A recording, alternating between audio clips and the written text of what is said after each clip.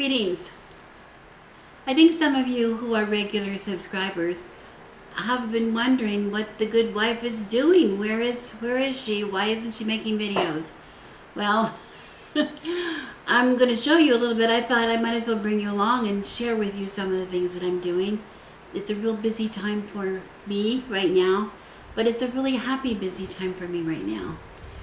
If you have been following my exploits in my garden, you probably realized that 2020 was a disappointment for me in a lot of ways, but in the garden particularly, because our garden has become such an important part of our life.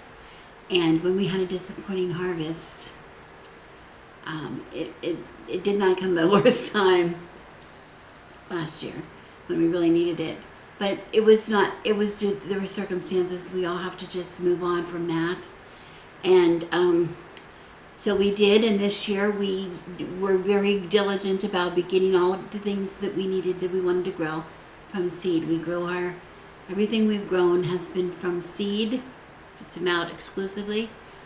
I'm trying to think of an exception. I'm having trouble thinking of one, so I think it was everything from seed. And we started in the winter, in one of our rooms here, we put up grow lights and on a timer, and we were very, very carefully tending our seedlings.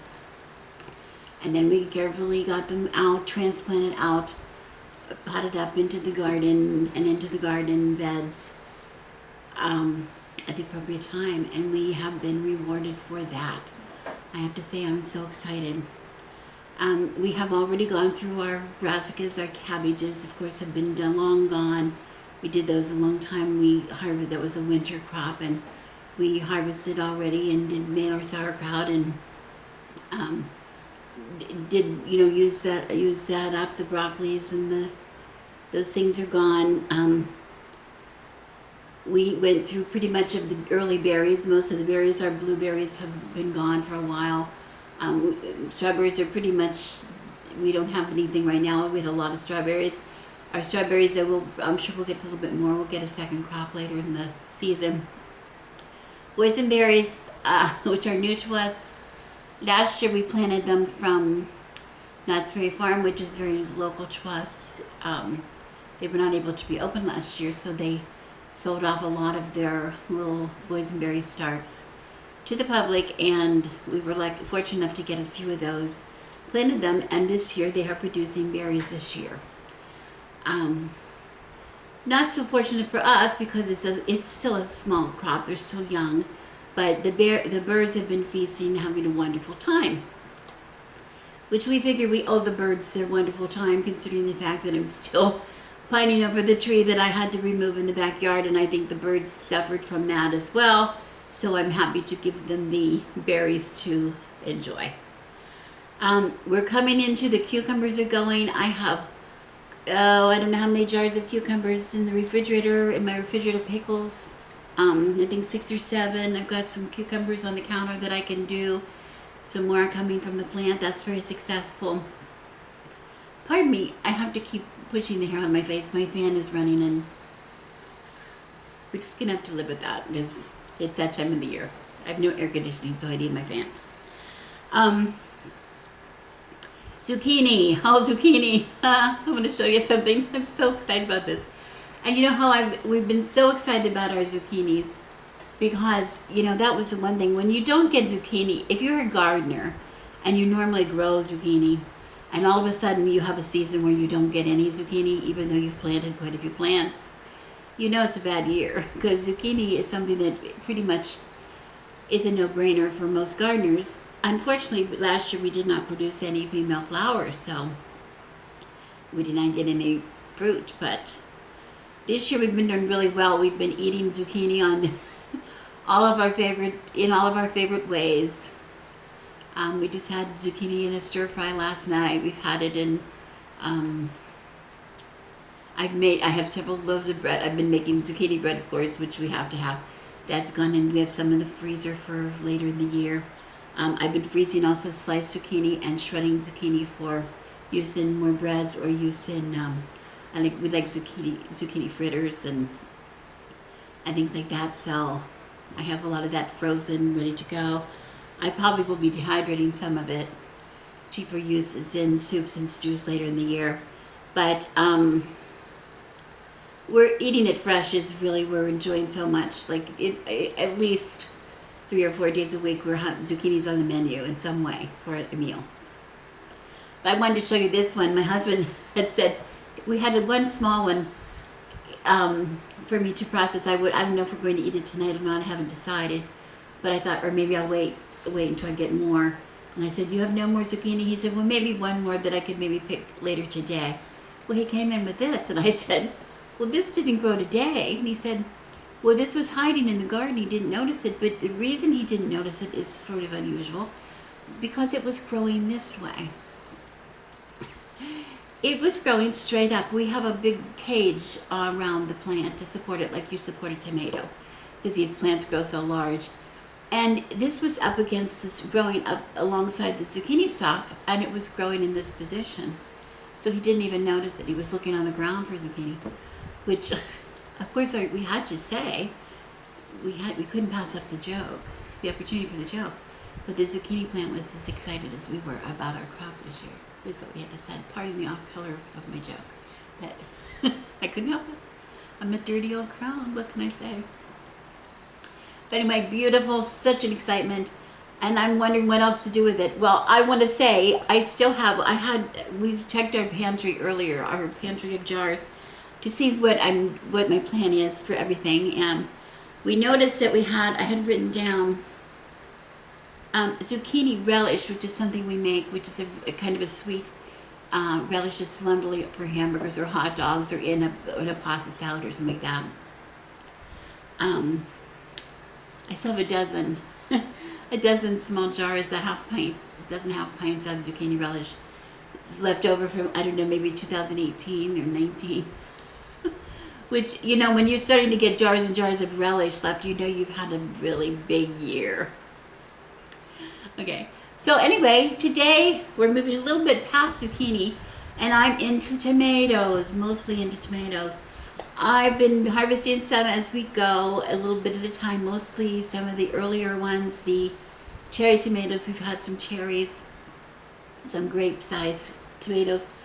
I wanted to say, though, I'm trying to decide what to do. My husband just came in and brought me an assortment of tomatoes, which I'm going to share with you what I have and tell you what I'm going to do with them, in case you're interested. But in order for me to determine that, I had to check my supply to see what I have left to see. And the first thing that I noticed is that this was my, what I call Garden Waz marinara. I have, this is from 2020, from last year. This is a pint jar. I can these in both pints and quarts. Mostly pints because there's 2 of us. And it's just the right size for 2 of us for a meal. So I usually use a pint. If I'm going to have family or guests, I would use a quart. Or making something like lasagna, where I need a lot of sauce, I would use a quart. But it's just a very general blend of tomatoes. And I usually use a variety of my heirloom tomatoes, which I'm going to share some of the ones that I have brought in today.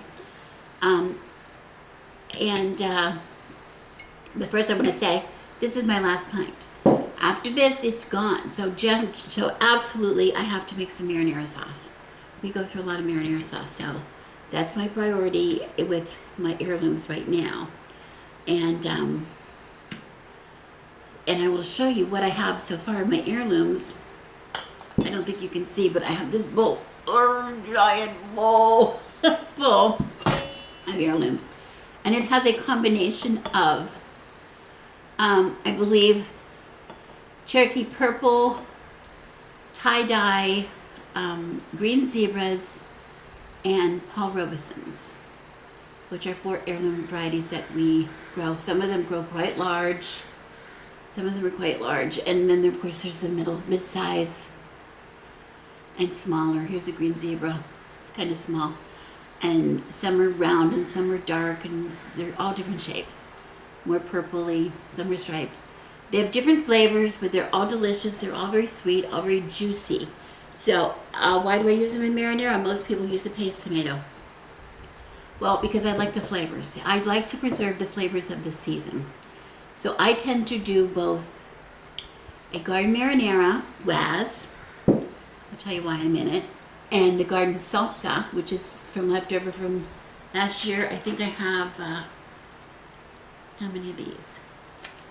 I think I have maybe 4 or 5 more of these. And this again is a pint. Made up of our salsa, our tomatoes, plus our peppers. I have both. I use some sweet peppers in there, but I also put mostly hot, serranos, jalapenos, whatever I have, combinations, and onion and salsa. Now I have on my blog, on the Good Wife's Garden blog, I talk a bit about the importance if you're going to do water bath canning, which these tomato products are all here, water bath canned. The proportion of tomato to non-tomato things in your sauce, like onions or chilies or whatever else you have in there, and herbs or whatever, is you have to maintain the proper proportion in order to have a safe product. And you also have to add some bottled lemon. Bottled lemon juice, yes, bottled lemon for the acidity. Make sure the acidity's up. Or lime, I guess you could use lime. Which is difficult for me to do because I have both fresh limes and fresh lemons, but I do in canning use bottled lime and lemon juice, so I know that I have the right level of acidity. Anyway, that's in my sauce for safe practice. Okay. So I have a proportion of what I do, but I'm not going to be making salsa today. My chilies, I've got chilies coming on my yin yang out on the bushes. They're loaded, but we're going to do chilies another day. We're going to talk about it because the chilies and even peppers will stay on a plant for quite a while. They'll hold the hold on the plant for a while because they turn red, and then they're good on the plant for quite a while. So they're no hurry. Tomatoes have to come off. So we're going to deal with tomatoes today. So anyway, what I do for the Waz, I go back to what I was saying. I use the heirloom tomatoes, and yes, they're juicy, but I have a process that I use, and that one's also kind of weepy, for my tomatoes, where I will, first of all, I talk about this on the Good Wife's Garden blog. You have to kind of find it. I'll try to find the link if I remember to it, if you're interested. But I first of all put these heirlooms under a broiler in the oven to char the skin, and then I steam. I put a towel over that to just steam that a little bit, and then the peels will peel right off. I don't have to peel, and also a lot of the extra juice will come out. The water will come out onto the tray. But I usually, and it'll kind of cook as they're charring. And I have a choice then if I want to use that juice or just pick the meat up out of the juice. And so I have less juice. It depends on what I'm making or what my proportion of other ingredients are. Okay. For a salsa, I'm likely to leave the juice and pick it up. For a marinara, I'm likely to use it because in the marinara, especially my Waz, I'm also going to incorporate some what we call plum tomato varieties, some meatier. And here I have a bowl of those. And these are mostly either Romas or they are San Marzanos, which are both, they're meaty kind of a tomato. These are not large. For some reason, these are kind of small, but it doesn't matter. Size does not matter in tomatoes. They all have a lot of flavor. And I do the same thing with those. I incorporate this on the sheet, on the tomato. Some even have, I can see some blossom end rot on a few of these. It doesn't matter, you just cut that off. There's no waste. They're still beautiful, a lot of flavor. And they're meatier, so they will thicken my sauce. So in the blender, I will put my tomatoes, my both kinds after they're peeled, after I take the peels off. Which is not necessary, you don't have to take the peels off, but for a marinara, I kind of like to take the peels off. And then I will put them with onion and some herbs. I have some basil and some parsley. Of course, garlic. And anyway, and seasoning. And I will give that a little bit of a whiz. I keep my marinara pretty basic. I don't put a lot of exotic flavors in it because I want the flavors of my tomatoes to shine through, because I want to be able to taste my Garden Waz Marinara 2021, and it should taste different than Garden Waz Marinara 2020. It's just different. It doesn't mean one's necessarily better than the other. It's a different combination of tomatoes.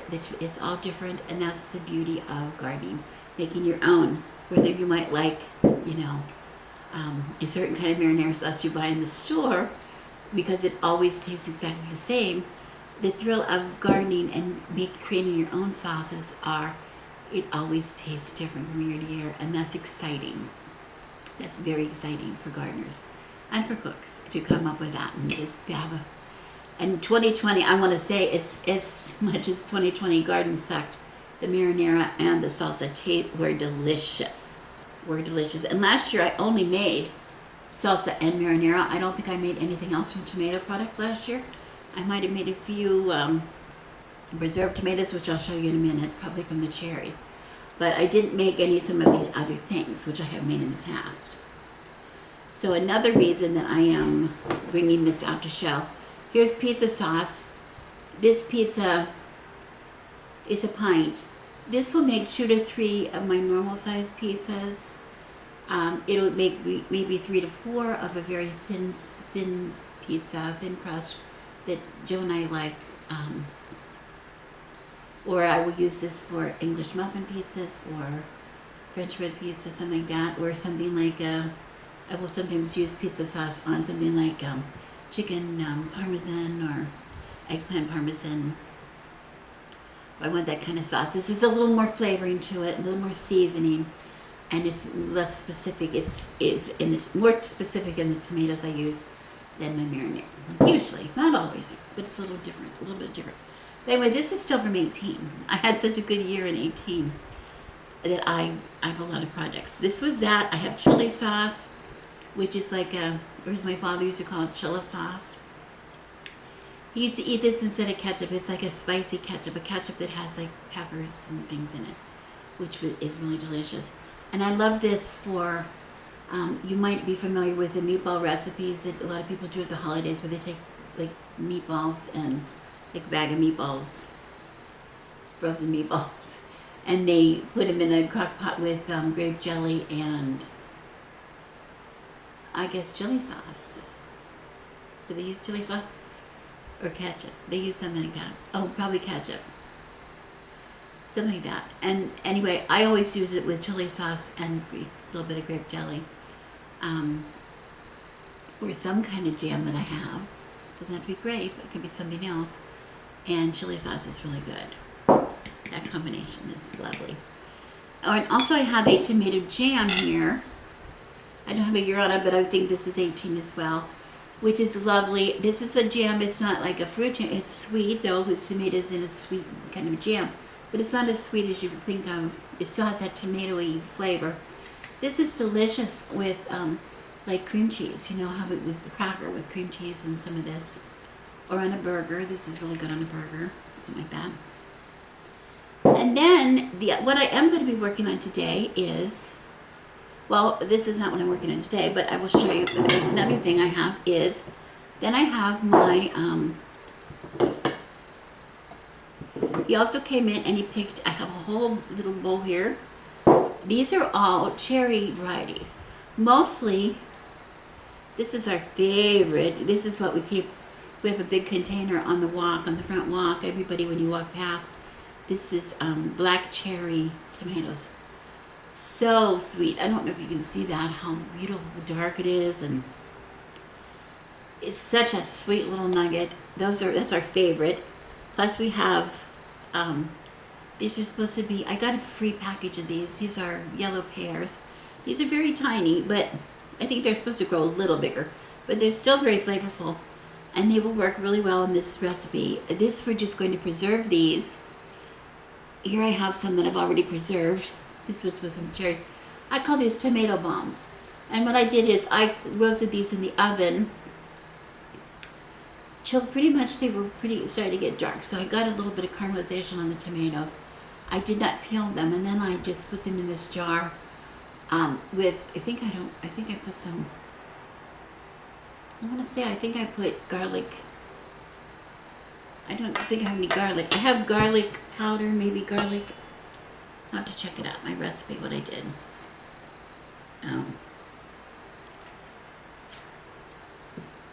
Whether I put garlic, I probably put some garlic powder and some like oregano and things like that, dried herbs in there, I think. Or I just might have put them in olive oil. Anyway, the secret is you put them in olive oil, and you're supposed to keep the tomatoes down under the olive oil, and then you just use this in recipes. You fish those tomatoes out and use them in recipes. I think they're just plain. They're just, yeah, now that I think about it, they're just plain, no seasoning, because it depends on what I use them in, what I want to do with the seasoning. They would be really delicious on like bruschetta, you know, like smashed onto like a garlic, a toasted bread that you rub with a little garlic, and then smash these tomatoes down on top of that. We had them the other night for dinner. I took a chicken breast and split the breast and filled it with a combination of a little bit of Swiss chard from the garden and sauteed, and garlic, and a little bit of cheese, Parmesan cheese, and some of these tomatoes chopped up in that, and then bake them, and oh, that was very delicious.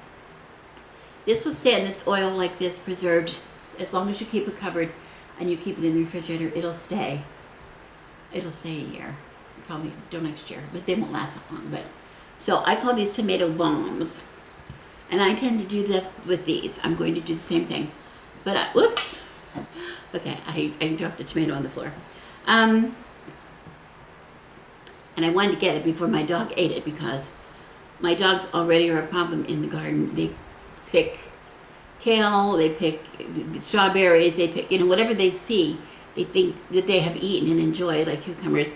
They just think, well, that's growing there for them to eat, and they will go harvest their own. I don't want them starting on my tomatoes. That's not good. So, keep the tomatoes away from the dog. Anyway, I'm not going to cut these. I'm going to just keep these whole. These tomatoes, these in this jar, these cherries were rather large. Not large, but they were all on the largy size. Like this, kind of a largy size, maybe even bigger. But this variety, they're small, so I'm going to leave them whole. And I'm only going to roast them but I'm going to, salt them a little bit and put olive oil, maybe some seasoning, dried seasoning on them. And then I'm going to leave them whole and just roast them for maybe 20 minutes. Just to soften them a little bit, and then they're going to be packed down in a jar with and covered with olive oil. And that, since I don't have everything in it is dry, nothing, no moisture in it, it's going to last for a long time. I'm going to be able to pack that down in a jar and keep that in the refrigerator just like this. But that preserves really, really nice, and I just keep smashing it down. And then you can take it out with a spoon and use that as a spoon. This is more, this way, they stay more intact this way, but it's still, the flavor is there, so we can enjoy the flavor of a fresh tomato, in February. How lovely that is, right? Okay, so those are things that I'm going to be doing with those. I have one more variety or kind of tomato, and that are these. I have this bowl that came in to me today that I have to deal with. These are the plums. No, these are the ones that are going to go. These. See how easy to get confused? I've got tomatoes everywhere. It's my happiest day ever. These are Principe Borghese. This is an Italian plum. Again, these are small. Not exactly sure why they're this small. They're usually a little bigger. Some of these are big. Some of these are a lot bigger. But it's not important. They were ready to be picked. They need to be picked. These I'm going to dry. This is the Principe Borghese are typically the they're dried. They're an Italian variety, and they are dried all the time and sun dried. These make wonderful, like a sun dried tomato variety, and that's what I wanted to share with you today. What I'm actually doing that I thought you might want to try. This is good to be done with Romas or any kind of a paste tomato. But what we're gonna do with these is make sure they're clean. I have to break them in it and wash these real good. They just came in from the garden. There's nobody on them or anything, and no dirt on them, but we just want to be clean and get them good and dry. And then I'm going to put them in my dehydrator, and I'm going to dry them and get them nice and dry so there's no moisture left in the tomato. Now, if you have been like me, you have experimented in the past, perhaps with trying to dry your own tomatoes and then put them in oil, like you can store, so that you can have your own sun-dried tomatoes or dried tomatoes, however you want to call them, just like you can buy in a store. And you've been disappointed because the tomatoes have never been soft. They've been hard. Well, the reason is that when we did it that way, we were skipping a step that was really important. And I did a lot of research in this and found out, I saw actually an Italian channel show me that yes, even after they dry them in the sun, before they're preserved, they do reconstitute them a little bit.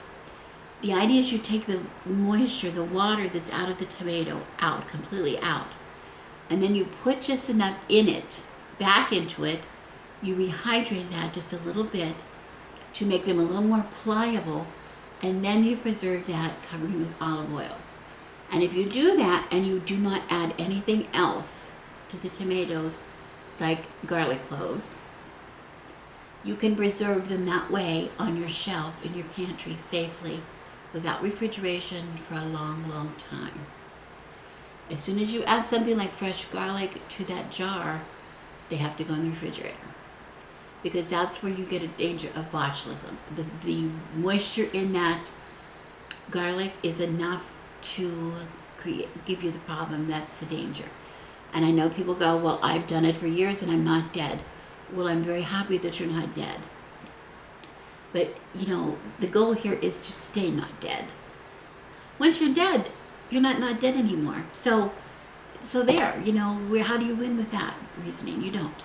Just be safe. And it's very simple if you want to add garlic later to your end product, like if you want to have a bruschetta, garlic toast, garlic tomatoes on bruschetta, after you toast your bread, rub your bread with some garlic, and then put your tried tomatoes on top, and you've got the same flavor. You've got a lovely flavor. Okay? So don't be silly. Don't be silly. You need to do things safely. So I'm going to just break for a couple of seconds. I want to rinse these off, and I want to get them loaded into the dehydrator. And then I'm going to tell you one more thing that I'm doing today with my dehydrator. So just stay tuned. Okay, I've rinsed my tomatoes real well and pulled the stems off. These are, again, my Principe Borghesi's, which I'm going to sun dry, although I am using a dehydrator. It's possible to do these in the sun. I just think it's much easier to do it in a controlled environment, such as a dehydrator. I have a very inexpensive model. I know there are some very expensive models that I don't worry about that. It's not me. It's not my world. I think I got mine at a yard sale. I think it's possible to do them in the oven. You'll have to be real careful in a very low oven if you're going to do them in the oven to actually really monitor your temperature really well. Which that's the important part. Dehydrator, it's done for you. I mean, they're pretty much, you just take them down then, and when they're done, and pull out the ones that are done. If the smaller ones might be done earlier, etc. But anyway, I'm just going to, here is my dehydrator. I'm just going to cut them in half. No big deal. I'm not going to do anything else to them.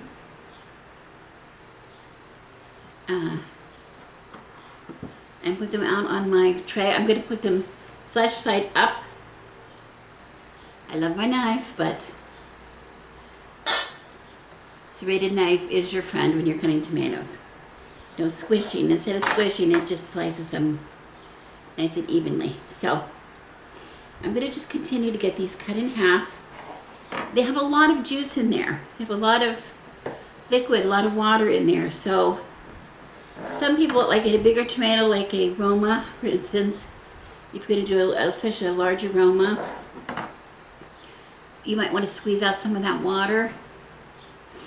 But in a little tomato like this, I don't care. That's a step. If I can skip a step, I will skip a step. While I'm cutting these up, I wanted to talk to you a little bit about my thoughts on harvest and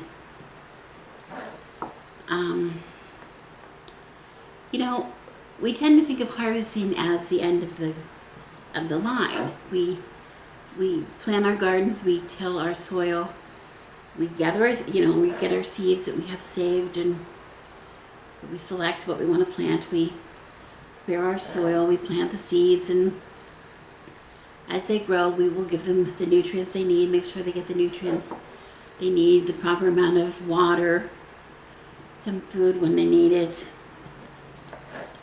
proper amount of light. We maintain the temperature. We're really diligent around here to make sure that excuse me. We're diligent to make sure that if the temperature gets too hot, too much sun, we get out there with our shade cloth and we protect our tomatoes from excessive damaging sun rays. If we were in a colder climate, we're not, but people that are gardening in colder climates are worried about their frost dates and making sure that they're protecting from late frosts or early frosts or whatever. So we go to a lot of work to protect our crop to ensure that we have a good harvest. When we get our harvest, then we think our work is done. We think of the harvest as being the end of the line, the end result. But for me, I think it is more helpful to come to think of the harvest as a beginning. And think of preparing for a harvest as preparing for the future, because isn't that what we're doing? We were all caught off guard to some extent when the pandemic began in March of 2020. Some of us, it meant a lot to. Some of us were not able to get the food we needed or wanted. Some of us were not able to get some of the basics of life, necessities of life, like such as toilet paper. It extended beyond. Some of us, we were trying to make a garden, we weren't able to get our plants or our seeds.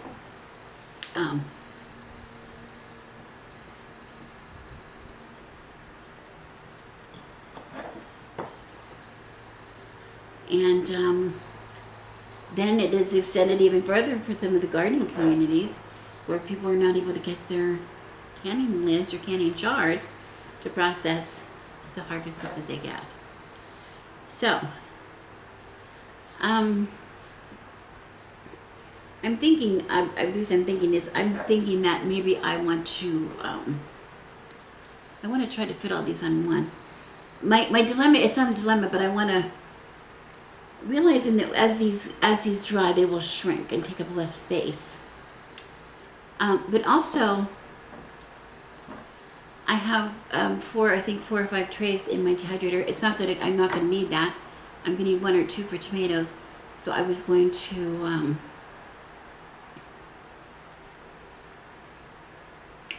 add other things to my dehydrator, which I'm going to share with you in a second. Those are. I think I'm going to put another. I think I'm going to start another tray. See how that goes. Okay.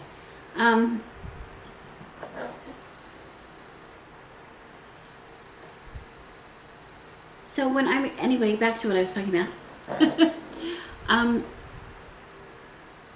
I am working really hard this year on making sure that my harvest is fulfilling the job that I had intended it to fill. In other words, provide food and whatever for my husband and I and the rest of my family and friends. It doesn't do me any good to spend months and months and months planting my garden and growing my seeds and tending my little seedlings and now, keeping the garden safe for them and giving them the right environment, if at the end of it all I harvest tomatoes and I bring them indoors and they sit on my counter and they rot. That sounds like a terrible thing to say, but I have to tell you, I think everybody who's had a garden has had that kind of an experience. For whatever reason, you see I'm cutting them in half, even if they're the tiniest little tomato.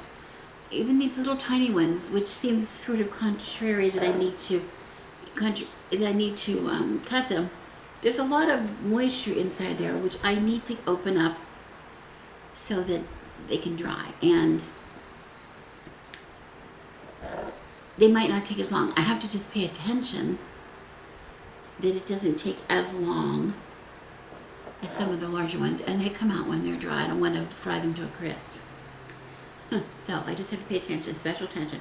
But they're treated exactly the same way. Anyway, okay, I have about that many.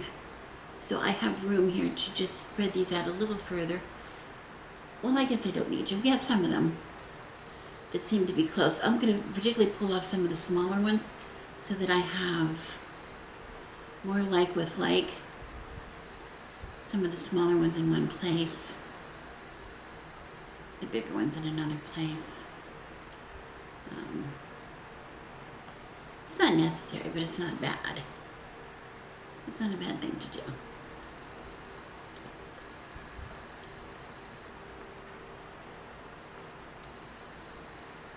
Anyway, I'm just trying to get about the same amount on each.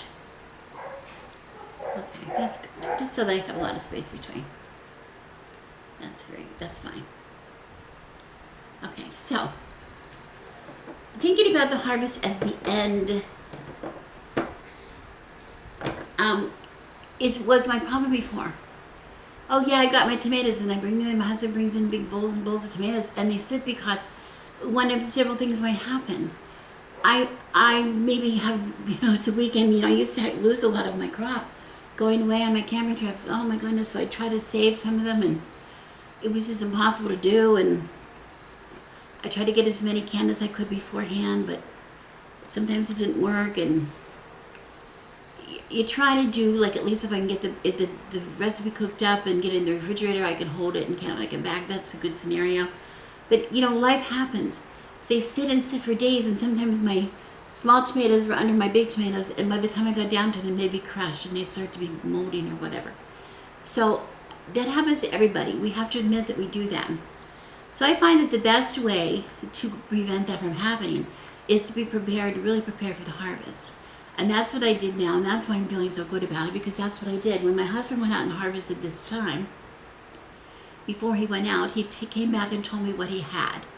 He had, a good supply of heirlooms and, a pretty good supply of the meaty tomatoes. So he brought in a separate bowl of heirlooms and brought in a separate bowl of the Romas and the San Marzanos the meaty tomatoes that I'm going to put together for my sauce. Okay. He brought in the cherries that I'm going to preserve in oil. I'm going to put those and roast them in the oven and then put them in jars and put them in the refrigerator to preserve that way as my bombs.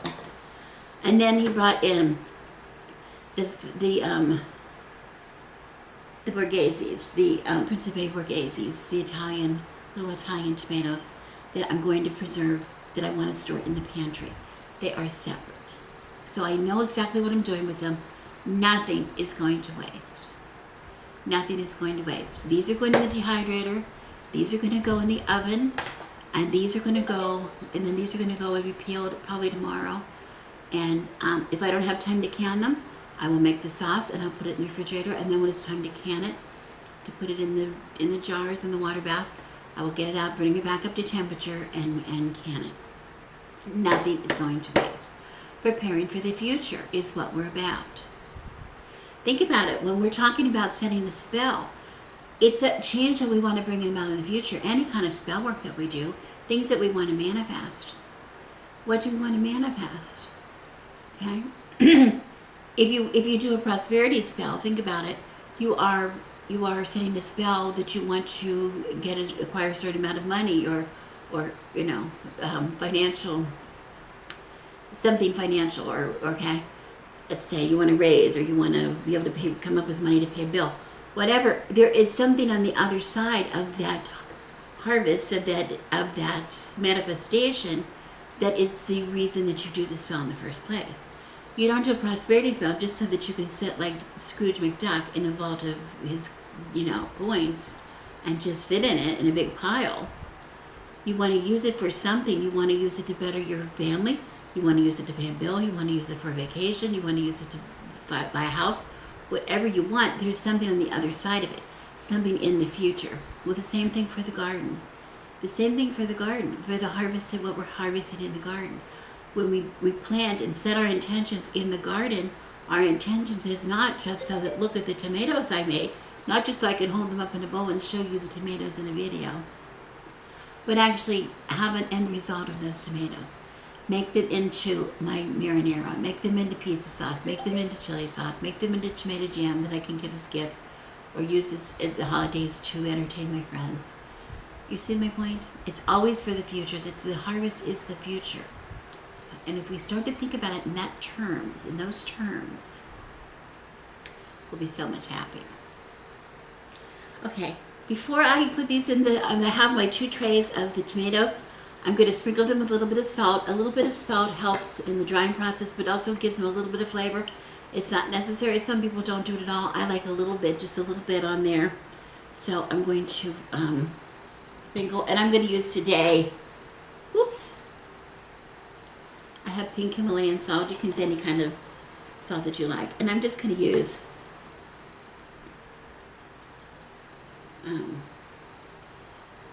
just a very light sprinkling. I have to be careful about my salt intake, so I really don't want a lot. This will help draw out the water and help them to dry a little faster. So I put that on there. Whoops. This one on top.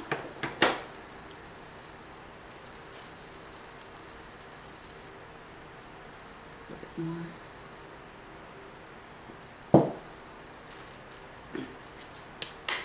Okay, and then it's going to go in the dehydrator at just a low setting. And I like to do them slowly so that I have time to check them. I want to keep checking them. I don't want it to go at nighttime. I turn it off. I tend to turn it off if they're not done, and then start it in the morning so they don't come overnight and then by the morning be bullets. I want them to be just right. And remembering that some of these small ones are going to probably need to be taken out. Once they're dried, completely dried and cooled, I'm going to reconstitute them a little bit, and I'll show you how I do that in another video. But what if you don't have a lot? What if you don't have enough to reconstitute? I can hold them then in the dry state in a jar just for a while until I get enough of them to make it worth my while to reconstitute them and pack them in oil for long-term storage. So that's another thing. Doing things in stages, being prepared to do that, saves you a lot of time. Okay, this is what I wanted to share with you. Something else my husband brought in. You might recall earlier in a video, I'm not exactly sure when, I did a video on regrowing, where I had scallions, green onions that I had gotten from the market. That I said I showed you, if you take the scallion and when we go to use it, we always cut off the root end and a little bit of the root with it, the very bottom, and usually throw that away. Instead of throwing that away, I said you could plant that in your garden and it will grow another whole green onion from it, grow a whole another onion. Well, we have had these going for quite some time in one of our front beds here. And so many times we've cut and we've cut and we've cut. And now they're getting bigger and bigger. And they're turning more into onions, which is really not, they really should be staying kind of small. But they're kind of growing into onions. And even some of them have been in there so long, we've neglected them, that they're making flowers on the end. So, this actually is making a flower, and it's making seeds, and I could have collected onion seeds from this. But I prefer to grow them this way. Now, interestingly, my husband also tells me he has crops of onions growing in the back beds, some of the yards in the backyard, that he has neglected to thin. So we have a lot of this kind of thing going on in that bed that we need to pull out to allow some of the other ones, give them more room to grow. I can do the exact same thing that I'm doing with these for that. So some of you who are growing onions and pulling things out to thin can use this method of preservation. We don't want to throw anything away. Now these, what I'm going to do is I'm going to add, I have an empty room in my trays that I'm going to add some green onions to my dehydrator. And I happened upon a lovely woman here on YouTube who showed, I'm trying to think of her name, I think her name is Pam. I can't think of what the name of her channel is, but I'll try to remember to link her below. She's a homesteader, she calls herself a homesteader. But she dehydrates green onions and thinnings, and she did this. And you know how you pay a lot of money for dehydrated onions? Well, she takes and she dehydrates her own. And she's going to take this onion, she actually divides it up into 3 parts. She takes, on every onion she says there's 3 parts. There's the white bulb at the bottom, and then somewhere up here, we can see when I get these dead leaves off, it turns into a light green. And so she calls it the middles. This is the bottoms, the middles, and then there's the tops that are the green bits that are these hollow leaves. Well, most of us know you can use all of these parts. I use these all the time, scallions, but I also love the tops for things like when I have enchiladas or baked potatoes, something like that. I serve the tops chopped up on the top of that. That's some of my favorite uses. But almost like you would use chives. I use them. They're not the same thing as chives, but I don't always have chives, but I always have this, so this works just as well. So anyway, she takes these and she cuts them up, and she even goes as far as to divide them up so that she has middles and she has tops and she has bottoms. But she takes the root, cuts that root off, and then we pull off all this dried things. The dried leaves that we don't want. They're going to go in the compost pile. Anyway, this, I could have maybe cut off. These were sitting so far up, my husband said, as onions do, that he didn't think they were going to grow anymore. So we're going to start again with scallions in that bed and be done with this. Be done with these. These have served us very well. We'll thank them for their service, and then it's time to move on. Anyway, just simply, she takes these. I don't want to make a big production about that. If you want to see her video, you can look her up. She's a scientist, so she does everything with much attention to detail. She's very precise in her method.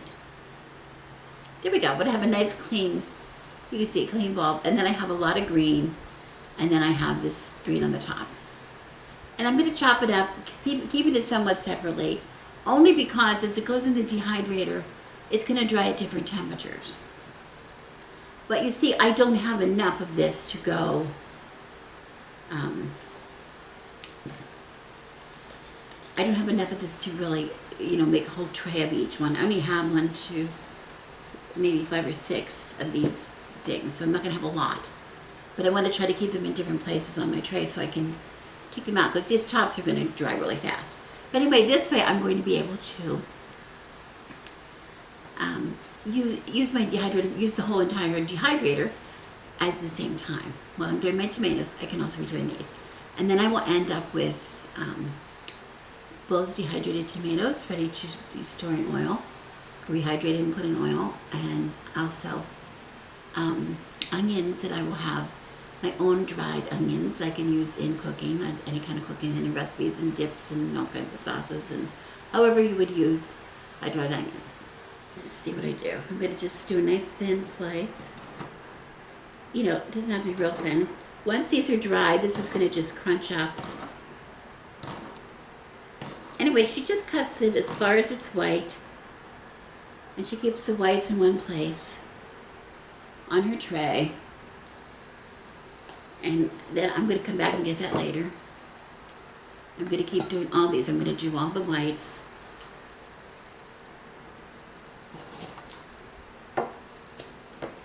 And then I'm going to cut the middles, and then I'm going to cut the greens. And I'm going to get them all on the, all on my tray.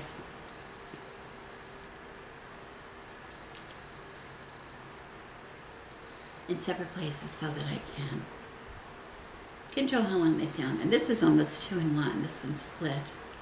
Almost like a shallot does.